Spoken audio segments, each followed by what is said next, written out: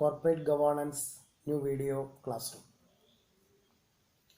Today we are going to discuss statement on standard practices in auditing.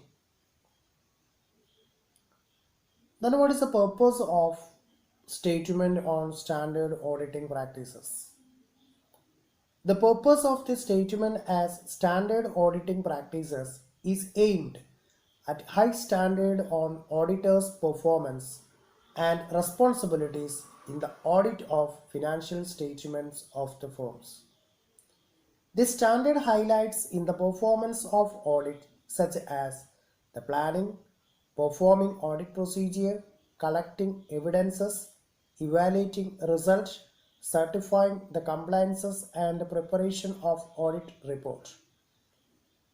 Such a high quality audit will help to build up the image and credibility of the financial statements. Auditing practices അല്ലെങ്കിൽ statement on auditing practices നടപ്പിലാക്കുന്നതിൻ്റെ ലക്ഷ്യം എന്താണെന്ന് വെച്ചാൽ high standard on auditors performance. ഒരു കമ്പനിയിൽ അല്ലെങ്കിൽ ഒരു യൂണിറ്റിൽ audit നടത്തുന്ന ഓഡിറ്റേഴ്സിൻ്റെ സ്റ്റാൻഡേർഡാണ് എയിം ചെയ്യുന്നത്. And the responsibility in the audit of financial statement of the firm's. അതുപോലെ തന്നെ ഒരു യൂണിറ്റിലെ ഫിനാൻഷ്യൽ സ്റ്റേറ്റ്മെൻറ്റ് ഓഡിറ്റ് ചെയ്യുമ്പോഴുള്ള റെസ്പോൺസിബിലിറ്റീസും, അതായത് ഓഡിറ്റേഴ്സിൻ്റെ സ്റ്റാൻഡേർഡ് ആൻഡ് ആൾസോ ദ ഓഡിറ്റേഴ്സിൻ്റെ റെസ്പോൺസിബിലിറ്റീസ്, ഇതാണ് എന്ത് ചെയ്യുന്നത്, എയിം ചെയ്യുന്നത് statement on standard practices in auditing. ഇപ്പോൾ സ്വാഭാവികമായും ഒരു ഓഡിറ്റർ ഒരു ഫേമിനകത്തുള്ള ഓഡിറ്റ് വർക്ക് കംപ്ലീറ്റ് ചെയ്യുന്നതിൻ്റെ ഭാഗമായി ഓഡിറ്റിൻ്റെ സ്ട്രക്ചർ പ്ലാൻ ചെയ്യുന്നു, അതിന് ആവശ്യമായിട്ടുള്ള പ്രൊസീജിയർ ഇംപ്ലിമെൻ്റ് ചെയ്യുന്നു, ദെൻ എവിഡൻസ്, അതിന് സപ്പോർട്ടീവായിട്ടുള്ള എവിഡൻസ് എന്തെല്ലാം ഉണ്ടോ അതെല്ലാം കളക്ട് ചെയ്യുന്നു, ദെൻ അതിൻ്റെ ഓരോ പ്രോസസ്സും ഇവാലുവേഷന് വിധേയമാക്കുന്നു, ദെൻ അതിന് ആവശ്യമായിട്ടുള്ള സർട്ടിഫിക്കറ്റ് ഇഷ്യൂ ചെയ്യുന്നു അല്ലെങ്കിൽ ഓഡിറ്റ് റിപ്പോർട്ട് സബ്മിറ്റ് ചെയ്യുന്നു. Okay, then within the formation of Auditing Practices Committee in 1982, the Council of the Chartered Accounts of India has been issuing a series of statements. ഇതിൻ്റെ ഭാഗമായിട്ട് 1982 auditing practices committee form ചെയ്തു.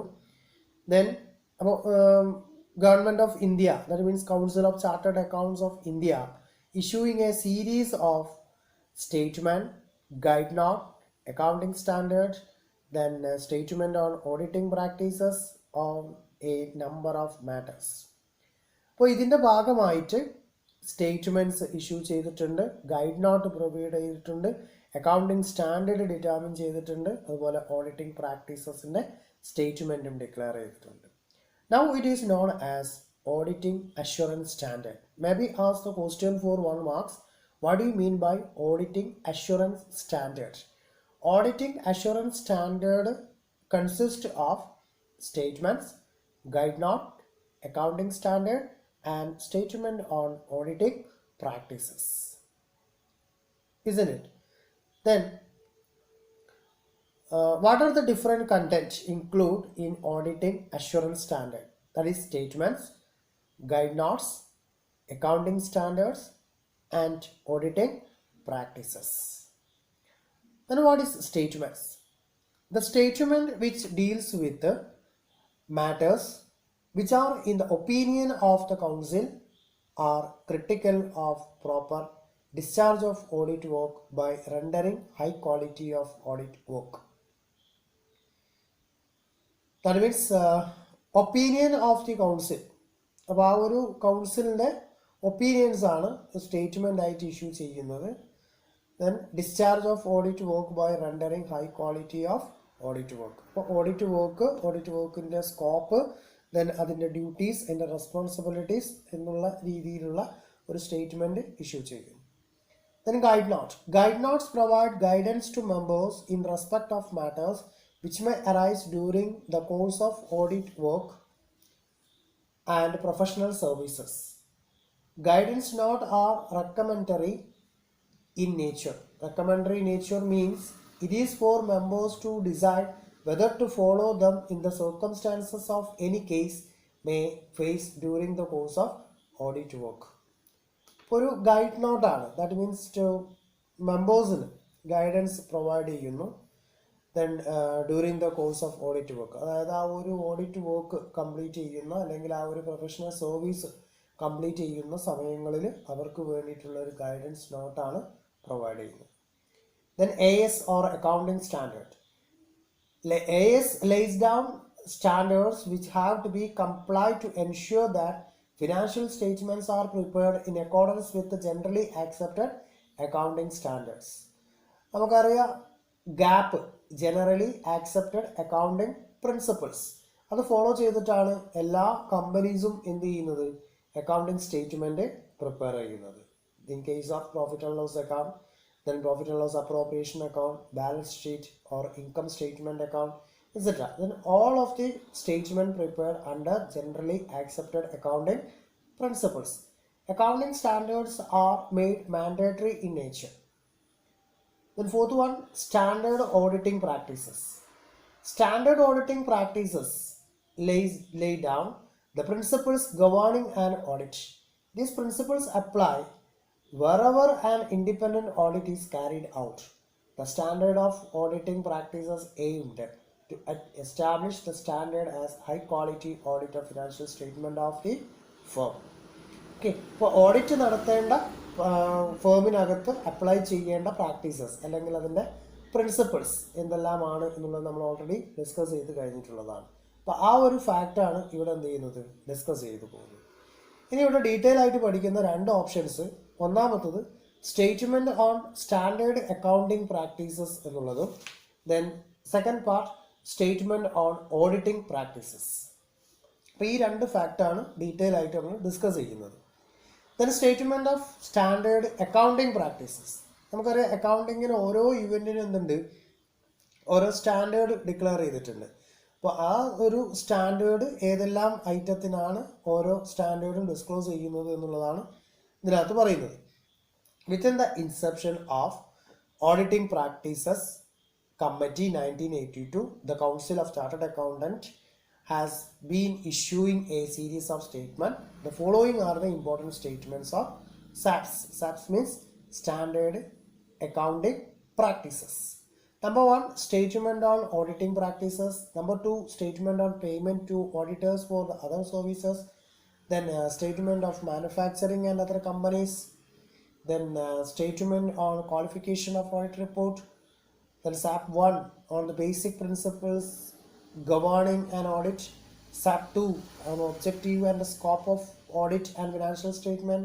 SAP 3 on documentation. SAP 4 fraud and error. SAP 5 on audit evidence. SAP 6 on study and evaluation of the auditing system and related internal control in connection with an audit, and so on. Okay, then the Institute of Chartered Accountants of India has been issued a large number of statement as auditing practices on various occasions. Some of the important statement on auditing practices and special features are discussed below. Okay, then auditing practices. The statement is spread over 15 chapters with a certain annexure. Each chapter is highlight appropriate guidance. The auditor in the context of conditions in India. The chapter 1, techniques of accounting and auditing. അപ്പോൾ അക്കൗണ്ടിങ്ങിൻ്റെയും ഓഡിറ്റിങ്ങിൻ്റെയും techniques ആണ് chapter number 1 disclose ചെയ്യുന്നത്. It highlight the system in which maintenance of books of accounts and internal control system in A business establishment. അപ്പോൾ ഇതിനകത്ത് നമുക്കറിയാം techniques of auditing എന്ന് പറഞ്ഞു കഴിഞ്ഞാൽ തന്നെ, ടെക്നിക്സ് എന്ന് പറഞ്ഞാൽ എന്താണ്, നമ്മൾ ഒരു ഓഡിറ്റർ അപ്ലൈ ചെയ്യുന്ന ഇവൻ്റാണ്. ഒരു ഓഡിറ്റ് വർക്ക് കംപ്ലീറ്റ് ചെയ്യുന്ന സമയം ഒരു ഓഡിറ്റർ ഫോളോ ചെയ്യുന്നു. അപ്പോൾ ഒരു ഓഡിറ്റർക്ക് അവിടെ ഒരു നല്ലൊരു ഇൻറ്റേർണൽ കൺട്രോൾ സിസ്റ്റം ആ ഫേമിനകത്തുണ്ട് എന്നുണ്ടെങ്കിൽ അവിടുത്തെ ബുക്സ് ഓഫ് അക്കൗണ്ട് ചെക്ക് ചെയ്യുന്നതിന് ഏറ്റവും സ്യൂട്ടബിൾ ആയിട്ടുള്ള ടെസ്റ്റ് ചെക്കിംഗ് സിസ്റ്റം വരെ വേണമെങ്കിൽ അപ്ലൈ ചെയ്ത് പോകാവുന്നതേ ഉള്ളൂ. Chapter number 2, accounting policies and internal control. അപ്പോൾ ആ ഫോം ഫോളോ ചെയ്തിട്ടുള്ള അക്കൗണ്ടിങ് സിസ്റ്റം അല്ലെങ്കിൽ അക്കൗണ്ടിങ് പോളിസീസ് ഏതാണെന്നും ദെൻ ഇന്റേണൽ കൺട്രോൾ സിസ്റ്റം ഏതാണെന്നും ഓഡിറ്റർ എന്ത് ചെയ്യുന്നു, എക്സാമിൻ ചെയ്യുന്നു. അപ്പോൾ ഒരു comparative study and analysis of figures in the current period with previous period, then verification of assets and liabilities and adequate disclosure regarding the ownership of assets and authenticity of liabilities.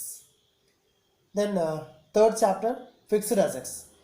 An accounting policy regarding fixed asset, gross and net book value of fixed asset in the beginning and the end of the business period, showing addition, disposal, acquisition and other movements has to be disclosed in the financial statement. അപ്പോൾ fixed assets എന്ന് പറയുന്ന chapter number 3 ഒരു fixed asset, അതിൻ്റെ മേലെ charge ചെയ്തിട്ടുള്ള depreciation ഉണ്ടായിരിക്കും. ബിഗിനിങ്ങിൽ എന്തായിരുന്നു വാല്യൂ, ആഫ്റ്റർ ഡിപ്രിസിയേഷനിൽ എൻഡ് ഓഫ് ദ പീരിയഡിൽ എന്താണ് വാല്യൂ ഉള്ളത്, അഡീഷൻസ് ഉണ്ടായിട്ടുണ്ടോ, ഏതെങ്കിലും ഡിസ്പോസൽ നടത്തിയോ, അക്വിസിഷൻ ഉണ്ടായിട്ടുണ്ടോ, ഏതെങ്കിലും തരത്തിൽ മറ്റ് മൂവ്മെൻറ്റ്സ് ഉണ്ടായിട്ടുണ്ടോ, ഇതെല്ലാം ഫിനാൻഷ്യൽ സ്റ്റേറ്റ്മെൻറ്റിൽ ഡിസ്ക്ലോസ് ചെയ്തിട്ടുണ്ടോ എന്നുള്ളതാണ് fixed assets. Chapter number 4, investments. The auditor should verify the investment has been classified as current and long-term investment. അപ്പോൾ കറണ്ട് ഇൻവെസ്റ്റ്മെൻറ്റ് അതുപോലെ ലോങ് ടേം ഇൻവെസ്റ്റ്മെൻറ്റ് നടത്തിയിട്ടുണ്ടോ എന്ന് ഓഡിറ്റർ ചെക്ക് ചെയ്യുന്നു. Chapter number 5, inventory. Inventory means stock. Inventories are considered as a important current asset of the firm. Then inventories are ഒരു ഫോമിൻ്റെ അകത്തുള്ള ഇൻവെൻട്രീസിൻ്റെ, അതായത് inventory എന്ന് പറയുന്നത് 3 രീതിയിലുണ്ടാവാം. ഏതൊക്കെ? റോ മെറ്റീരിയൽ ഇൻവെൻറ്ററി ഉണ്ട്, സെമി ഫിനിഷ്ഡ് ഗുഡ്സ് ഉണ്ട്, ഫിനിഷ്ഡ് ഗുഡ്സും ഉണ്ട്. ദാറ്റ് മീൻസ് വർക്കിംഗ് പ്രോഗ്രസ്സും ഫിനിഷ്ഡ് ഗുഡ്സും. അപ്പോൾ ആ ഇൻവെൻറ്ററീൻ്റെ വാല്യൂ എങ്ങനെയാണ് തീരുമാനിച്ചിട്ടുള്ളത്? നെറ്റ് റിയലൈസബിൾ വാല്യൂ ആണോ അല്ലെങ്കിൽ കോസ്റ്റിലാണോ, എങ്ങനെയാണ് തീരുമാനിച്ചിട്ടുള്ളത് എന്നുള്ളത് ഐഡൻറ്റിഫൈ ചെയ്യണം. Chapter number 6, cash and bank balances. Auditor should visit the business houses to close the business period or on the following morning and actually count cash in hand in one sitting and compare it balance with the cash book. ഇത് സാധാരണ നമ്മളൊരു asset എങ്ങനെയാണ് ഒരു auditor verify ചെയ്യുന്നത് അതുപോലെ തന്നെയാണ് ഇവിടെയും disclose ചെയ്യുന്നത്. Then chapter number 7, debtors, loans and advances. അപ്പോൾ ഡെറ്റേഴ്സ് ഉണ്ടാകുന്ന സ്വാഭാവികമായിട്ടും ബാഡറ്റ്സ് അതുപോലെ അതിൻ്റെ പ്രൊവിഷൻസ് ക്രിയേറ്റ് ചെയ്തിട്ടുണ്ടാവണം. അപ്പോൾ അതിൻ്റെ പ്രൊവിഷൻസും ബാഡറ്റ്സും വെരിഫൈ ചെയ്യണം. ഡെറ്റേഴ്സ് എത്ര കാലയളവിലാണ്, എത്ര എമൗണ്ടിലാണ് ഡെറ്റേഴ്സ് ഉള്ളത്, ഷോർട്ട് ടൈം ആയിട്ടുള്ള ലോൺസ് ആൻഡ് അഡ്വാൻസസ് അതുപോലെ ലോങ് ടേമിലുള്ള ലോൺസ് ആൻഡ് അഡ്വാൻസസ്, ഇത് ഓരോന്നും എന്ത് ചെയ്യേണ്ടത്, ഐഡൻറ്റിഫൈ ചെയ്യേണ്ടതുണ്ട്. അപ്പോൾ അതൊക്കെ ബാലൻസ് ഷീറ്റിൽ വന്നിട്ടുണ്ടെന്ന് ഉറപ്പുവരുത്തണം. അപ്പോൾ ഓരോ ഡെറ്റേഴ്സിൻ്റെ അക്കൗണ്ടും സെപ്പറേറ്റ്ലി വെരിഫൈ ചെയ്ത് പോകണം. Okay. Chapter number 8, capital and reserve and funds. അപ്പോൾ ക്യാപിറ്റൽ, ഓൺഡ് ക്യാപിറ്റൽ, അതുപോലെ ഒരു തവണ ബിസിനസ് റൺ ചെയ്ത് പോയാൽ പ്രോഫിറ്റ് ഉണ്ടായാൽ റിസർവിലേക്ക് ഫണ്ട് ട്രാൻസ്ഫർ ചെയ്യുന്നുണ്ട്. ദെൻ ഷെയർസ് അല്ലെങ്കിൽ ഡിബഞ്ചേഴ്സ് പ്രീമിയത്തിന് ഇഷ്യൂ ചെയ്യുകയാണെങ്കിൽ fund security premium account open ചെയ്തിട്ടുണ്ടായിരിക്കും. അപ്പോൾ ആ പറയുന്ന വാല്യൂസ് ഒക്കെ വന്നിട്ടുണ്ടോയെന്നും മെമ്മോറാണ്ടം അതുപോലെ ആർട്ടിക്കിൾസ് ഓഫ് അസോസിയേഷനും വെരിഫൈ ചെയ്യണം. അതായത് മെമ്മോറാണ്ടത്തിൽ പ്രത്യേകം പറയുന്നുണ്ട് ക്യാപിറ്റൽ ക്ലോസ് എന്താണെന്നുള്ളത്. അപ്പോൾ എത്ര രൂപയാണ് authorised capital, paid up capital എത്ര നമ്പർ ഓഫ് ഷെയർസ് ആണ് അല്ലെങ്കിൽ ഡിബഞ്ചേഴ്സ് ആണ് ഇഷ്യൂ ചെയ്തിട്ടുള്ളത്, ഇതെല്ലാം ആർട്ടിക്കിൾസിലും അതുപോലെ മെമ്മോറാണ്ടത്തിലും specify ചെയ്തിട്ടുണ്ടായിരിക്കും. Okay.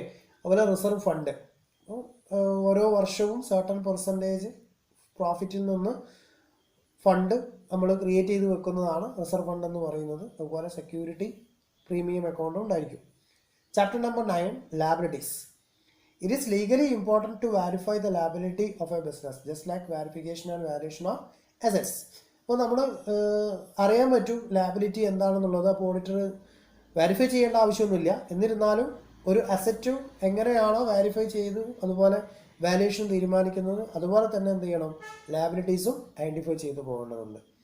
Chapter number 10, miscellaneous expenditure. അപ്പോൾ എനി അതർ എക്സ്പെൻഡിച്ചർ ഇതിനകത്ത് ട്രീറ്റ് ചെയ്ത് പോകുന്നുണ്ടെങ്കിൽ അതും കൂടി എന്ത് ചെയ്യാനുണ്ട്, കൺസിഡർ ചെയ്ത് പോകേണ്ടതുണ്ട്. Chapter number 11, profit and loss account or income statement. അപ്പോൾ ഒരു ഫോമിനെ സംബന്ധിച്ചിടത്തോളം എത്രയാണ് പ്രോഫിറ്റ്, കറണ്ട് ഇയറിലെ പ്രോഫിറ്റ്, പ്രീവിയസ് ഇയറിലെ പ്രോഫിറ്റ് കമ്പാരിസൺ നടത്തണം. Then profit and loss appropriation account open ചെയ്യുന്ന കേസ് ഉണ്ടെങ്കിൽ അത് കൺസിഡർ ചെയ്ത് പോകണം. അതുപോലെ share holders, debenture holders, creditors, ഇവർക്കൊക്കെ കൺസിഡർ ചെയ്ത് പോയിട്ടുണ്ടോ, അതുപോലെ ടാക്സ് പേയ്മെൻറ്റ് നടത്തിയിട്ടുണ്ടോ എന്നുള്ള കാര്യങ്ങളൊക്കെ profit and loss account verify ചെയ്തുകൊണ്ട് നടത്തണം. Chapter number 12, change in accounting base.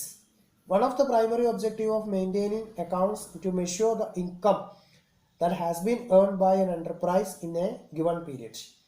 അപ്പോൾ ആ അക്കൗണ്ടിങ് ബേസ് ചേഞ്ചസ് വരുത്തിയിട്ടുണ്ടോ, അല്ലെങ്കിൽ ഏത് തരത്തിലുള്ള റൂൾസ് ആൻഡ് റെഗുലേഷൻസ് ആണ് ഫോളോ ചെയ്ത് പോകുന്നത് എന്നുള്ളതാണ് ഇവിടെ ചെക്ക് ചെയ്യുന്നത്. Then the object of accounting standard is to lay down as a standard the good accounting practices in use and narrow down the options available and provide transparency and adequate disclosure about the method used.